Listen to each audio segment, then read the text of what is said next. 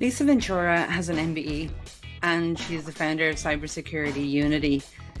There are only two of the things that she's done that are fantastic. Lisa is also a very vocal advocate for neurodiversity and supporting people with neurodiversity that work in tech or just work anywhere, really. The posts that she puts up on LinkedIn are always very much humanizing neurodiversity. So if you know nothing about it, it's a great way to understand how people feel and how you should work to support and help them when you can. So learn some more. We'll get stuck into the details now.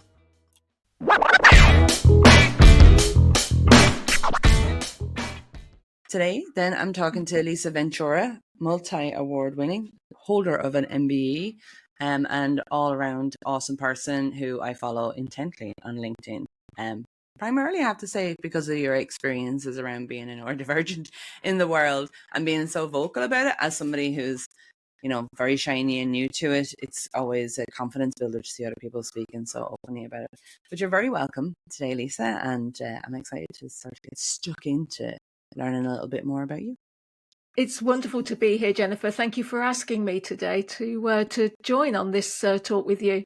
Yay. So your journey into cybersecurity is what we love to call a squiggly path. Like you had a career in entertainment before then, which in my mind couldn't be further apart from what we would stereotype as cybersecurity. How did that happen for you? And was some of your old skills useful in the new world? Absolutely. So I did indeed spend a number of years in the entertainment industry. I worked with Chris Tarrant of Who Wants to Be a Millionaire fame, and saw that as a game show format go stratospheric in terms of, it just went all over the world as a format. It was beating, the major soap operas like EastEnders and so on in the ratings. It was absolutely huge. And then I got to a point around about 2008, 2009, where I thought, feel I've gone about as far as I can with this. I've had an incredible time over the years working with Chris, and I got to get involved in negotiating a lot of his contracts, a lot of the things that he did, such as his Capital Radio Breakfast show, such as Millionaire, Tarrant on TV, all that stuff that he did. And I felt I'd gone about as far as I could with that. A Millionaire was on a bit of a downward trajectory, which is typical with a lot of these kind of shows. Yeah. And at the time, my ex-wife was very high up as a ethical hacker penetration tester, and did a lot of high-profile government work and work with the MOD and so on. And I was always fascinated with as much as she could tell me in terms of, obviously she had to adhere to the Official Secrets Act and so on. But I was always fascinated about, hacking and the mind of a hacker, and the psychology of hacking, and why people fall for social engineering stuff and phishing emails and things like that. And when she invented a software tool in her spare time, called Nipper Studio, I then joined the business that we had together back then, and that was my first foray into cybersecurity and my kind of step away, if you like, from the entertainment industry. I got as involved as I could, and learned really, really quickly about as many different facets of cybersecurity as possible. And the software tool that she'd invented scans routers, networks, and firewalls, looks at the configuration files within, and produces a report of any vulnerabilities that it finds. So it essentially cuts down the time of doing a manual penetration test for what would take up to, say, 1 or 2 days, down to a matter of minutes. And it's fair to say that this software tool went absolutely like wildfire. So much interest in it. And back then as well, I was very fortunate to meet Dr. Emma Philpott, who went on to obviously found the IASME consortium. And of course, IASME now has the remit from the NCSC to roll out Cyber Essentials and Cyber Essentials Plus. But I met Dr. Emma Philpott, and she was kind of an unofficial mentor, if you like. I just learned so much from Emma, and I was also a founder member of the first cybersecurity cluster in the UK, the Malvern Cybersecurity Cluster, which is now Midlands Cyber. And of course, we have a whole network of clusters that are overseen by UKC3. When my ex and I decided to separate and we subsequently divorced, I knew that I wanted to stay within cybersecurity. So I went to work at BT and worked on their and project managed their Assure cyber product, which was quite similar to Nipper Studio back at the time that I was there. And while I was with BT as well, I started looking, around at the cybersecurity industry in general. And bear in mind, I'm going back now to about 2012, 2013. And while it was talked about a lot, it certainly wasn't as, on everybody's radar as it kind of is today. And I looked around and I thought, we don't have a dedicated trade association for cybersecurity. We, of course, have CSEC, which had information security as part of it. We had the UK IT Association at the time. There is, of course, the British Computing Society, of which I'm a member today. But cyber was a part of those organisations. There wasn't one dedicated body for cybersecurity. And so I launched the UK Cybersecurity Association as that first dedicated trade body for cybersecurity. And it's now rebranded to be called Cybersecurity Unity. And the reason for that rebrand is I started seeing, and a lot of the feedback I was getting from members as well, is that there's a lot of great work being done within the cybersecurity industry today, but it can be incredibly siloed. And I think for those that, those smaller businesses and maybe even those smaller size SMEs, who even today still don't think they need to have cybersecurity on their radar. I think a big part of that is because they just, don't sort of understand it and understand the need for it, but also there's so much information out there and so many different things going on. And I think they just sort of look at it and think, oh, this is too much for us. And it's very much a head in the sand approach. So the idea behind the rebrand to Cybersecurity Unity was to foster that greater collaboration, to bring all the different entities and everyone together that's working within the cybersecurity industry and saying, do you know what? There's no competition, and there's certainly no perceived competition. We all want the same things and there's room for everybody. So let's all get together and let's all have a look at what are the challenges, what are the new threats, what are the key things that are going on, in our industry, and how can we collaborate better to, address some of those challenges. And there's no way we're going to overcome all of them. New threats are coming out, as you know, every second of every single day. But I think that as an industry, by coming together and collaborating better and sharing that best practice, sharing that information, sharing that threat analysis and so on, that can really go a long way towards fostering that greater collaboration in the cybersecurity industry. Absolutely, and I'm glad you mentioned collaboration there, because for me, I guess the next question is, when you're looking at that, like you've gone outside of that insular sort of one country view, when you're looking at global cybersecurity today, then what do you think is the most pressing issue, and how can that collaboration effort help address it? Absolutely. So I think there's a number of different issues and challenges within the cybersecurity industry today. Obviously, things like ransomware and phishing and zero trust insider threats, and that they're all just growing exponentially every day. And as I mentioned before, new threats are coming out practically every single second.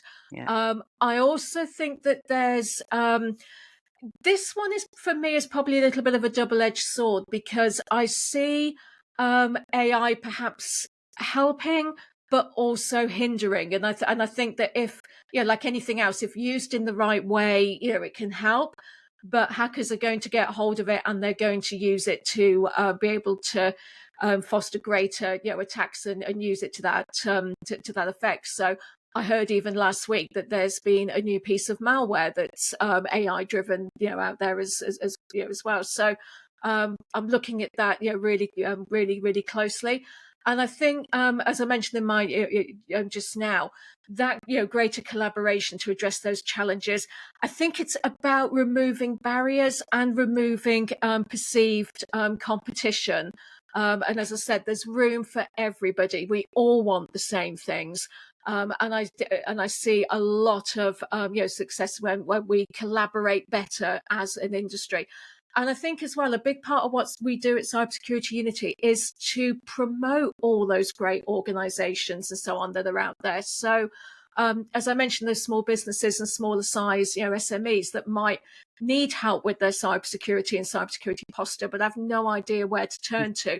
We're creating an overarching knowledge hub of everything going on within the cybersecurity industry, and also having that to mapping tool so organizations know where to go. So, for example, those smaller businesses that might need help could get in touch with their local cyber resilience center, all police led, and the advice and support that those centers give are all free. So for those businesses that are looking for that support, great.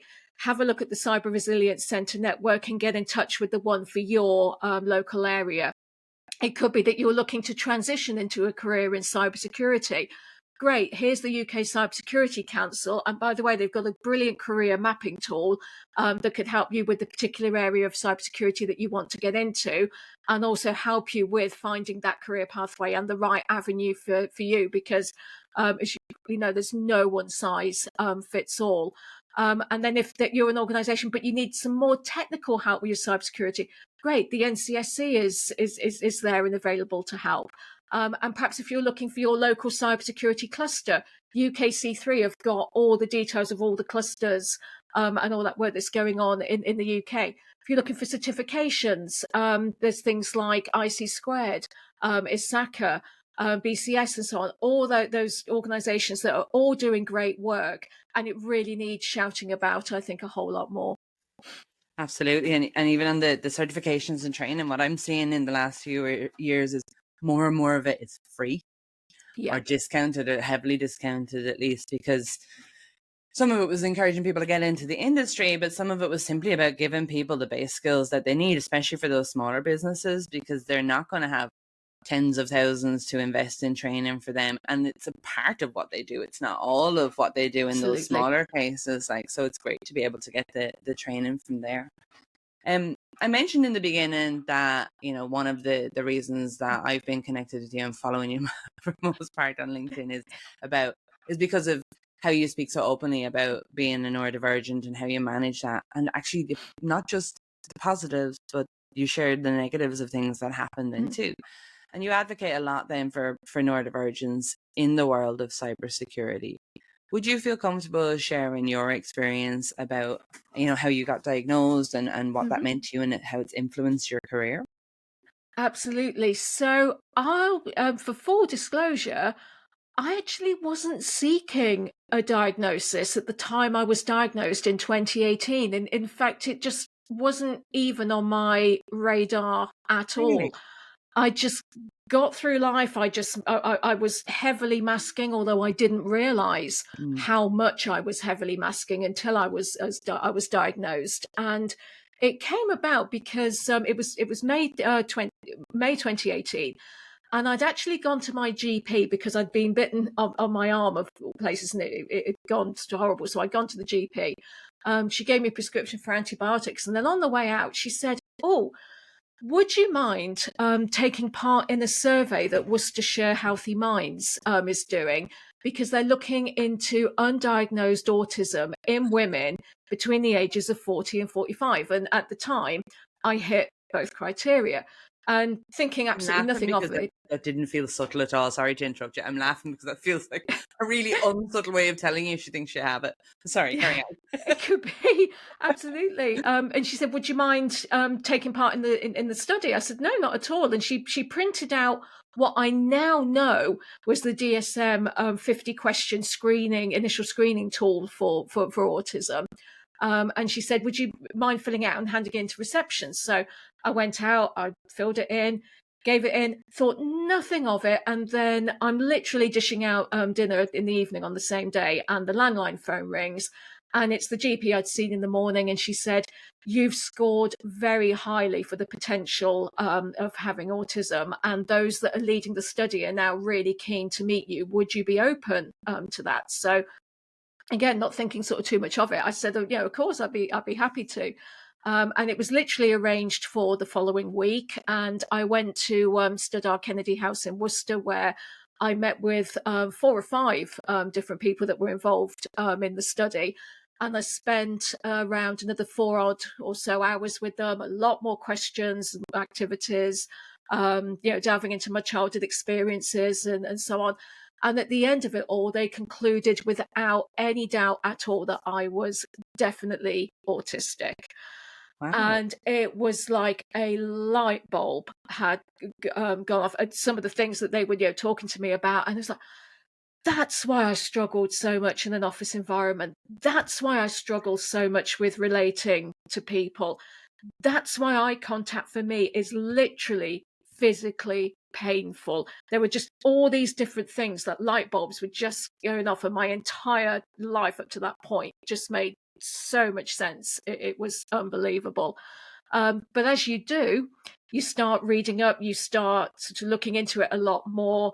And I realized that I didn't think that I was just autistic, because I'd come across ADHD by this point, and I found I ticked a lot of the boxes for ADHD as well. So I was going in early 2020. I was going to ask for a referral for an ADHD assessment, but the pandemic hit, so I didn't ask for this until 2021. And because of my autism diagnosis, I was referred, but I was told, "Oh, it could be years to wait, it'll be a long time," and so on. And then I got to early January 2021, and I finally, out of the blue, get a phone call to say I'd reached the top of the list for an ADHD assessment. And I went back to the same place for that. And sure enough, I was diagnosed again without a shadow of a doubt with ADHD, and also had my autism diagnosis reconfirmed. And the way that I like to think of it is because I've always been told all my life that I'm difficult. Why can't I change to fit in with this? Why can't I do that? Why, am I so difficult? Why can't I just? And it's like, no, I'm different. I'm not difficult. And that's the thing that I really, push in terms of the whole neurodiversity piece. Yeah. And when I was diagnosed, that was the point I realized, actually, I now get why I so got into cybersecurity, which, to be fair, was through my ex-wife, but I understand why I got into it, so much, and why I'm so passionate about it. And I think yourself, there's so many studies that have been done that show that those of us that are neurodivergent are really well suited to careers in cybersecurity, because Yeah. we have that level of hyper focus and hyper attention to detail. And if we're looking at big long lines of code, we will spot that full stop that will stop that code working. For example, we will find it. Yeah. And that for me, really shows just how well suited we are to careers in the cybersecurity industry.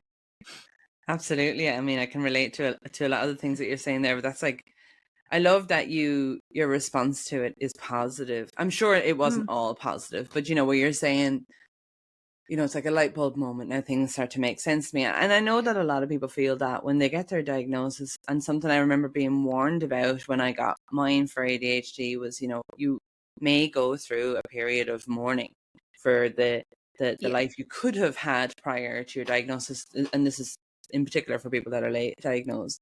yeah, Um, I never did, because I think for me, I was at a stage in my life where I was quite happy. Everything was going really well. And I felt like if I go back and mourn for the things that I could have done differently, I may not have ended up where I was at that particular point, where I'm quite happy.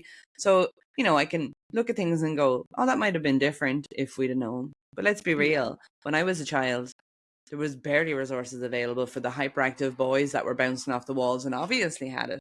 Definitely not for those of us that were masking well and not being found. So there's no point in deluding myself into thinking, oh, back then I would have had the resources and things would have been different. that didn't happen because I was diagnosed now. The resources didn't happen then.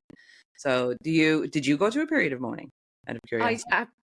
I did, to start with, and in fact, my first thought when I got my autism diagnosis was, despite all the sort of light bulb moments of that explains why I'm like this and that explains why I'm like that, I always had that sort of thing in my head of that morning of how much better my life might have been if I'd had that support, Mm, if I'd had that understanding. For me, it started even well before, even well before school.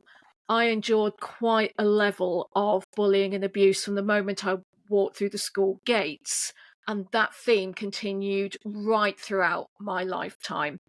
And I've also done a lot of work and research into the correlation between those of us who are neurodivergent and the fact that we are far more likely to experience significant levels of bullying and abuse, not just in the workplace, but in all areas of our lives. And for me, it started in the home well before I went to school. And it was always things like, why can't you be like your cousins? Why can't you yeah. dress pretty? Why do why do you want to play with your, scare electrics and not dolls and things like, things like that. And I know that I wasn't what my parents wanted. And that Yeah. feeling was there from a very, very young age, that I had to be this particular way to make them and everybody else around me happy.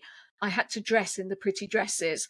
I Mm, had to wear jewelry. I had to, be a certain way. I had to talk a certain way. And the analogy that I use is I'm a huge sci-fi fan, and I'm a huge fan of Star Trek. And I could never get, and the analogy is for me is the original series of Star Trek, and there's always usually a bit at the end where Captain Kirk and Spock, and they're all having a bit of a laugh and yeah. and a joke, but Spock is just there going like that, and you can You're just right. see, yeah, and he's just like, I don't get, I don't get it, and they're all having this laugh, and that is me. I'm laughing at things sometimes, but I'm actually there going, I'm laughing because I feel I should. I Yeah. don't actually You get it. necessarily get why I'm laughing. And that's the level of masking that I did. I masked so heavily.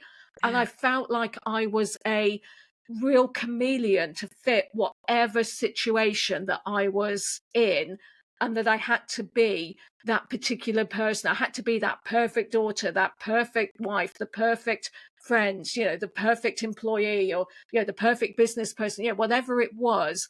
I was a chameleon to every single situation that I was in. I that story, as you're talking, I realized that, oh my God, I lived for Star Trek when I was little. Even more so than Star Wars. People always ask you Yeah. to choose between the two, and I'm like, I quite like Star Wars as well. Like, Mm. but I used to love the one with the dolphin. Sea Quest, was it called? Oh, oh yes, yes, I Loved know. that. Yeah, But in Star Trek, both Spock and Data were by far my favorite all the way through. me And too. when you're saying that, I'm like, oh my God, I forgot that. Like, I totally forgot they were my favorite. And I remember, like, when I was little, so I'm diagnosed with ADHD. I see my kids and my niece and my brother and different people with diagnosis. There's definitely autistic tendencies, but I haven't saw that yet. When I look back at certain things, I think because my parents parented 6 children, that everything was just like, okay, well, that's just how she does it. So it never kind of came up because there wasn't the energy to look into it in any great detail. They ran their own business at the time and then had the 6 kids. And when I think back, one of my favorite things to do, and both my brothers as well, one is not diagnosed, one is, was to get the little, the Matchbox cars, or dinky cars, my husband calls Yes, them, because it's an age thing. He's a bit older than me. But I used to line them up. My brothers, between the two of them, probably had about 60 or 70 of these cars. And our house used to have, you'd go into a front hall, you'd go through a kitchen, and then there was an extension at the back. So there was this big, long kind of corridor as such. And we used to line up those cars and move them from one end of the house to the other. And you'd move one about 6 inches, and then you'd move the second one, and then the third one. And you go all the way down to all 70 odd cars. And then you go up to the front, and you move it about 6 inches, and you do it again. And when I look back, I'm like, how did we not know? How did we not know? yeah. And never mind all the games that we had. That was the stuff we used to play with. For For me, if, on the special interest front, oh my goodness.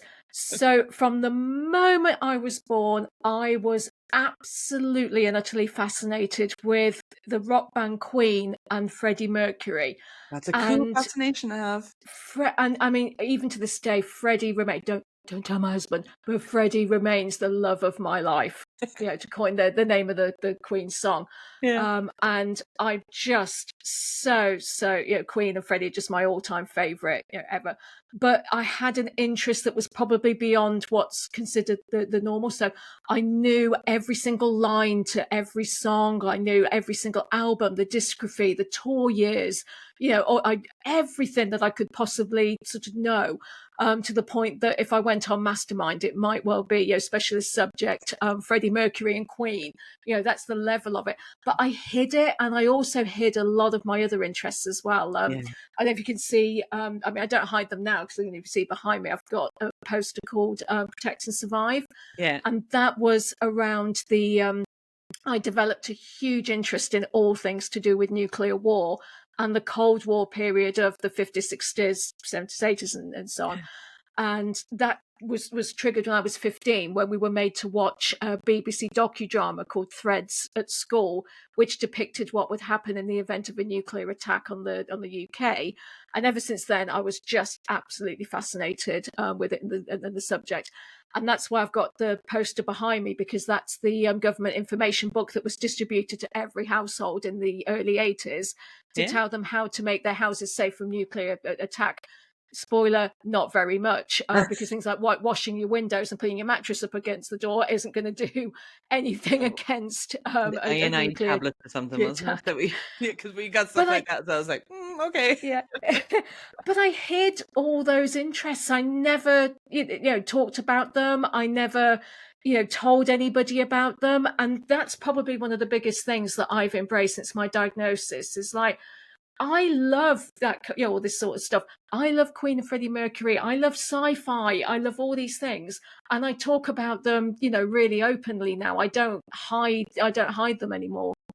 I love that. I listen to people's special interests all day, even if it's not something I'm interested in. Yeah. There's something about watching somebody who's so passionate about something, going into finite details. It's their energy that fascinates me, and I'll be glued to them going, oh my God, like to feel that excited, because I do about many things. And then I go, yeah, I'm over it now. Yeah, same. I feel that excited about things. It's an energy. I'm like, give it to me. Give me your energy. I want more of that. Tell me more about my son's case. Bridges. Tell me all about the bridges. Do you know my latest one is the TV series House, which I've only not long just discovered with Hugh Laurie. Oh my goodness, I've just got to the end of series 8 and I was so sad when we got to the end of it. And I actually said to my husband, we have to start it again from the beginning. I loved it so much. And I'm all about House and delving into all of that. But like you say, you get to a point when you go, yeah, that's it. I'm over that now. What's the next thing? Yeah. Overnight. Like I had the X-Files when I was younger. I was absolutely obsessed with it. And I would do and Take That it was for me, which is probably a lot less cool, but still. But I would not only know all the words to the songs, I'd know, like I used to get up at 6:30 in the morning if they were on a breakfast TV show to record them, and then I'd watch that 10 minutes they were on it over and over and over, and I'd learn their birthdays and their interests and all about where their backgrounds. Oh my gosh, like just at the time I was same as too mortified to actually admit how much information I knew and how into it I was. But I would be completely absorbed by it until I get to the point where I'm like, yeah, no. All right now. What's next? I love it. I love the energy that comes with it. You talk all the time about the importance of mental health and then addressing burnout, especially when you're in the tech industry, because you and I both know cyber specifically moves and changes so fast. There's so much to keep up with on the information side of things. What is it that you think companies should do to do better for people that are, especially, well, for all their employees, but most especially for those that are neurodivergent? I think for me is being able to play to the strengths of each individual, and also working with them to establish, are there core times that you feel they can work better? Are they better working remotely, working from an office, or working as a hybrid, a mixture of the two? And also, even things like ensuring, downtime in between, calls and things. For me, that's really important, because if I'm on back to back to back to back calls all day, and there are some times I can't escape that, it's really important for me to have that sort of bit of a downtime, after such days, like that. Even just this today that I'm doing with you, I made sure I had no calls before it, and I have no calls for a good hour or so afterwards, just to have that decompression time, and that time to myself, just to make sense of what we've just been talking about, make sure actions are done, make sure I have a good understanding of priorities, and so on.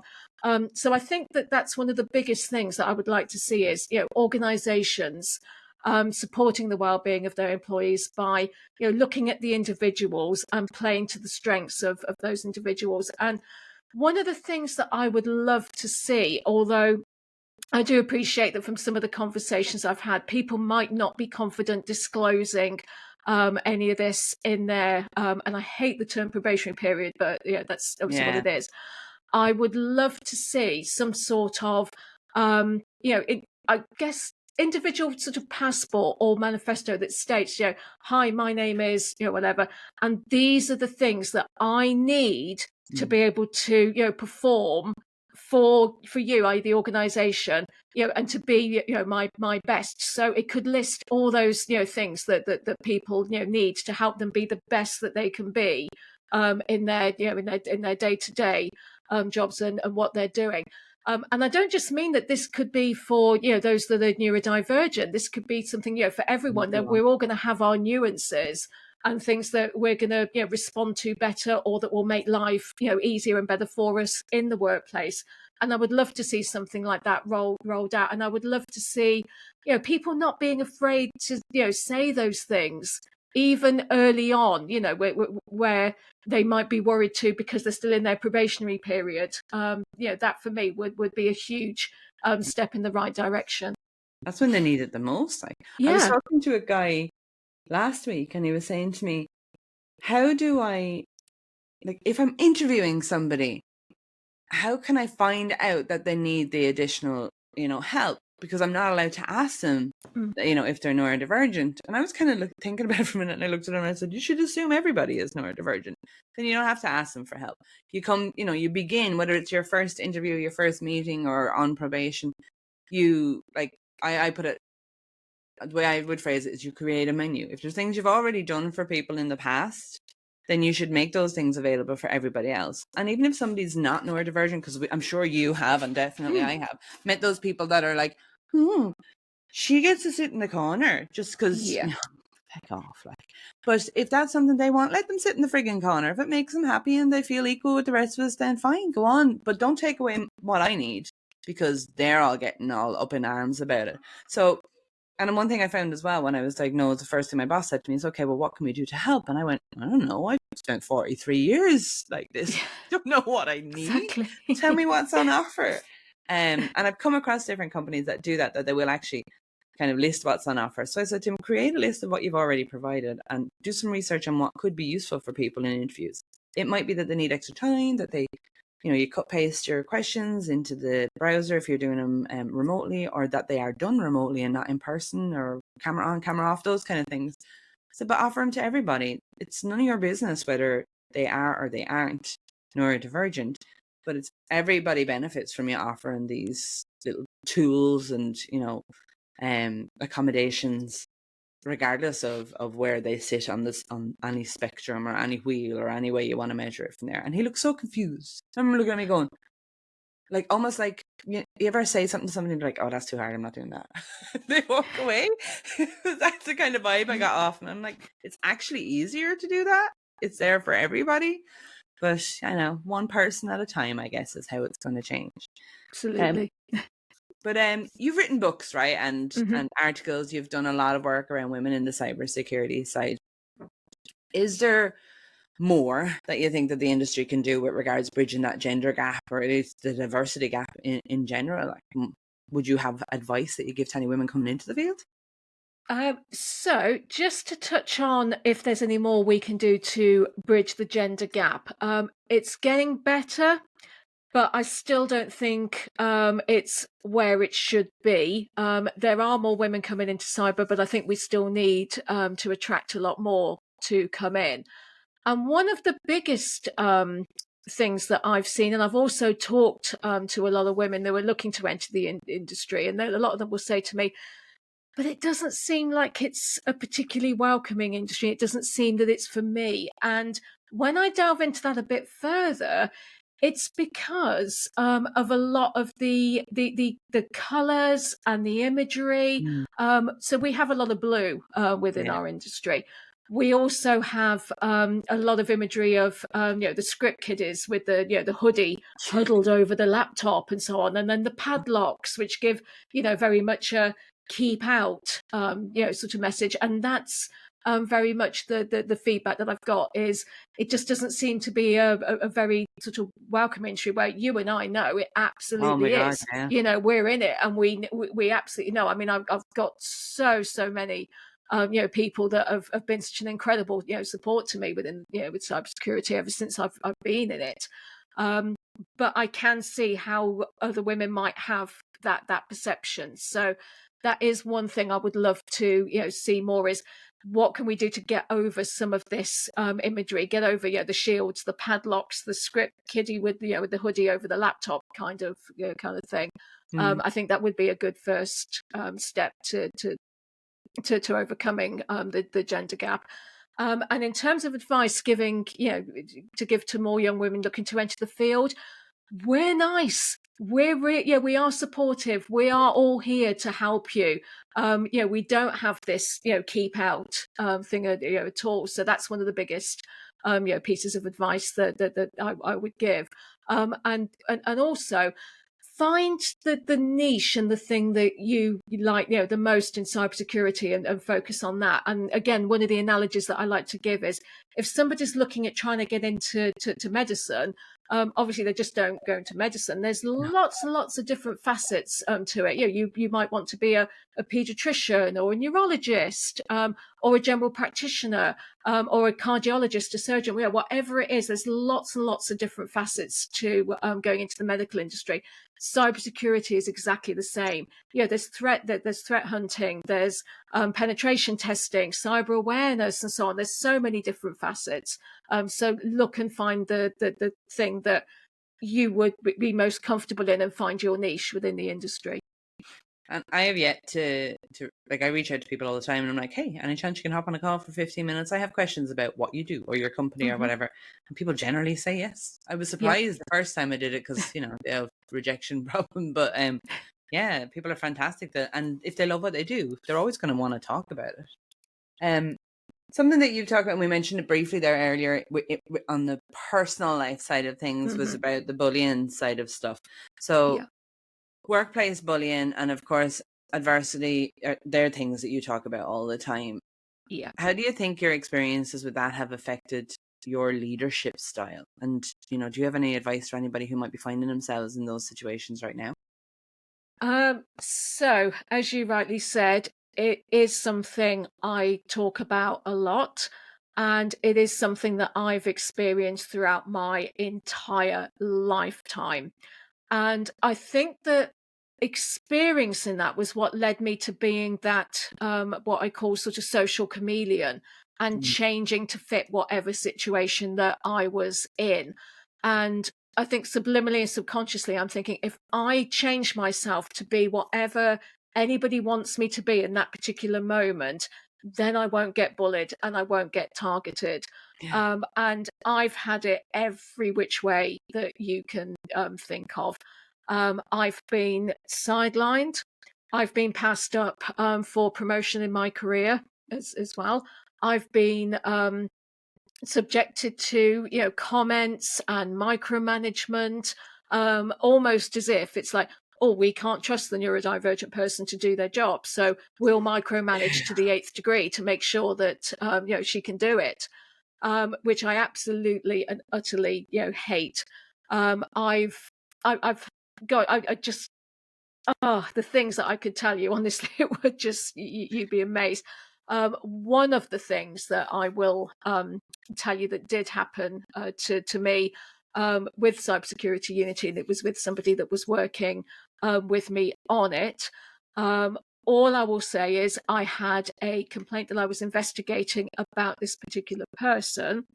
And when I told this person that they would need to refrain from doing any work for the association while it was carried out, and a third party was being brought in to talk to the person concerned and talk to the person that made the complaint.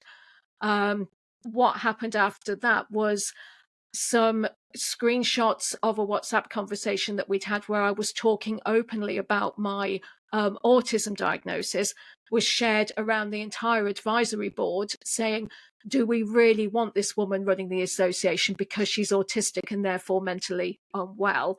And it Ignorance. yeah. And it just escalated. They were targeted with email after email after email around how I shouldn't be running the association because of my autism diagnosis. And I was also called the Worcester Mafia in one of those emails, which I consider to be a racial slur because I come from an Italian background. And suffice it to say, it was we had an emergency meeting the next day where this person was unequivocally removed from the association. But that whole experience, hit me really, really hard. And I was coming out of cybersecurity at that point. And that's just one example. Another one is and I've also seen firsthand when you get a change of management and leadership, how you get on so well with that person, and then they leave and somebody else comes in. And that happened to me as well, where from the start, I was micromanaged by that person to the 8th degree, told outright, that's not up to my standard, that's rubbish, that's no good, sort that out, do this, do that. And it just really, really brings you down. I was messaged on Teams at all times of day and night of do this now, but it's like, well, it's 7:30 at night, this is my time, now I'm not gonna do this now. And it came to a head because I was on a Teams call with this person and the rest of the team where I was. And the CEO at the time had this thing of he had to go around to everybody individually and say, how was your weekend? How was your weekend? And I'd just come off the back of a particularly bad weekend involving an incident with my dad who has autoimmune dementia. So I'm sat there like, do I be authentic and say, actually, I've not had a great weekend and this has happened, and just sort of try to it? Or do I just go, yeah, great weekend, and leave it at that? For better or worse, I decided I would be authentic. So it came to my turn. I said, I've not had a particularly great weekend. I've been dealing with my dad who's got autoimmune dementia, but hey, it's a new week, new start, and let's get going. And that's how I did it. As soon as we finished the meeting, this person rang me on Teams. You shouldn't have said that about your dad with autoimmune dementia, because that could have been potentially very triggering for somebody that's also dealing with dementia. Make sure you never mention anything like that again. And I was so shocked. I was like, okay, fine, did it that. Later in the day, we're on another call, and there was 3 of us, and she was supposed to join. She was 10 minutes late. We're nearly about to jump off this Teams call because we think she's not coming. When she does come in, she goes, oh, I'm so sorry I'm late, but I've just had the best news. My son, who's 16, has just got his first job, and I'm such a proud mother. Well, I had to turn off my camera at that point because I thought, I cannot let her see how angry I am at this moment, because what she didn't know is I lost my only son to stillbirth. So at that moment, when she's gushing about, which she's got every right to do, she's, talking about how, proud she is of her son. And, if my son had lived, I'd be exactly the same. But he was my only son. I thought, you have got no idea how potentially, if we're going to go down this triggering route, how potentially triggering that was for me. And I actually resigned. I got a sick note to cover my month, and I never went back from that moment. I thought, no, I'm not dealing with that level of bullying. And that's the experiences that I've had in the workplace. Because that was going to be my next question. Like, what do you do? You mentioned, I mean, you're not going to resign in every instance. And a lot of it's going to be down to how much you trust HR to be able to look after your best interest. But I think Yeah. if somebody's going to ask a question on a meeting about how your weekend went, and if they're worried that people are going to have bad weekends or that it's going to be triggering for somebody else, they should simply add an extra sentence in that goes, I want you to feel authentic. So everybody be prepared that not everybody has a great weekend. And if you haven't, I'd like to know about it. And if you have, I'd like to know about it. But it's Exactly. like the trigger Yeah. warning. If you want Yeah. people to be authentic, they're not going to tell you everything is shiny, happy, awesome, because Yeah. that's not authentic. I don't know about you, but definitely for every 24 hours of my day, I'm not jumping around with rainbows and sunshine. Exactly. Yeah. And people, I often find that when people share things like that, more often than not, there's somebody on the call who is grateful for hearing about the challenges, that everybody's weekend isn't shiny and sunny, that somebody else is struggling with something, and maybe they're not comfortable saying it, but they're struggling with something and they're not alone then. And Yeah. I think both of them were shitheads who dealt with it really badly, not gonna lie. Just throwing it out there. I don't think it's hard to be human. And I think people often respond in those kind of ways because they're afraid of how Yeah. they're going to be perceived, that they're somehow going to be less powerful or less capable by showing some little tiny slivers of humanity or compassion towards people, where the reality is you're going to be seen as much more capable and powerful by doing that. And I just don't understand. I don't live in 1985 anymore. We all have been through certainly a very few traumatic years where I thought we all learned that the humanity should be at the core of everything we do, but maybe not. Oh my gosh. I love those stories, not just because they're dramatic. Because sometimes you're like, oh, I love hearing all that. What I mean is, I love the authenticity of it. People need to hear those things. And some people don't understand that they're being bullied as well. When those things are happening, they assume, maybe it's somebody's first time in a workplace, it's first time in that particular workplace or in that industry, and they're thinking, okay, this must just be how it is. Like a given in catering was that, sexual assault and inappropriate conversation is a given in catering and in working in bars, and you may just suck it up and get on with it. That's just how it is. But why? Why is that how it is? Why does that have to be the norm? Why are people not allowed to say it?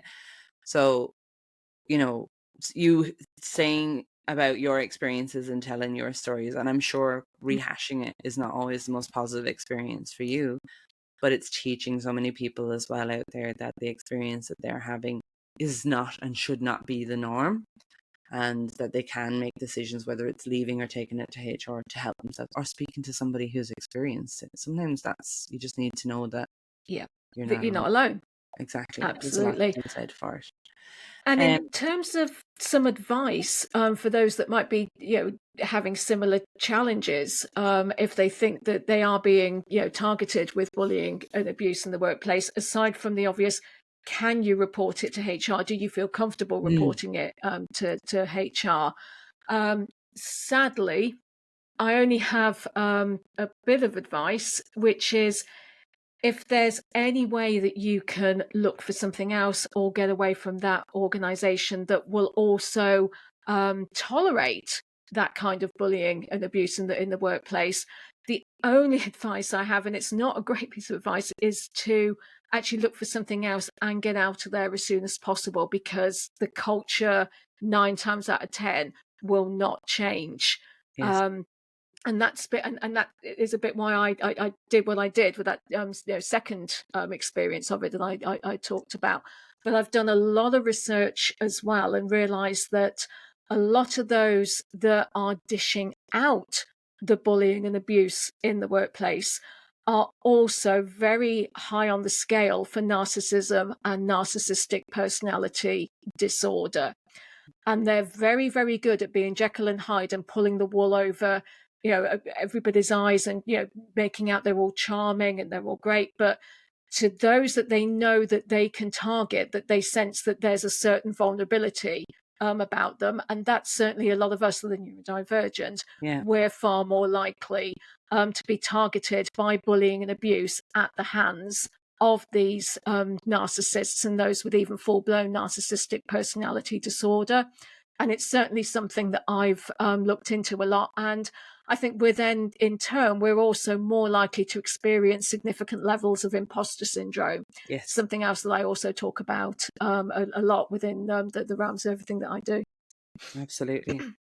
Lisa, I've had a blast and it's been super fast. It's not fair. I think time goes faster as soon as I hit the record button on these things. But before we finish up, is there any final words that you'd like to share with anyone, whether they're neurodivergent, entering the industry, anything at all that you'd like to put out there?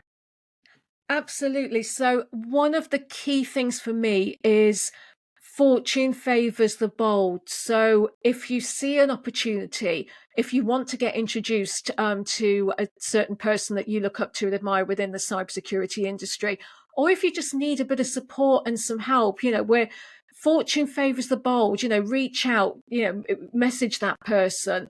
Sort of don't feel that we're in this sort of, closed bubble. We're all here to help, and we all want to, do as much as we can to attract more people into the cybersecurity industry. So, don't be afraid to, make fortune favors the bold your mantra, and don't underestimate the importance of mentors.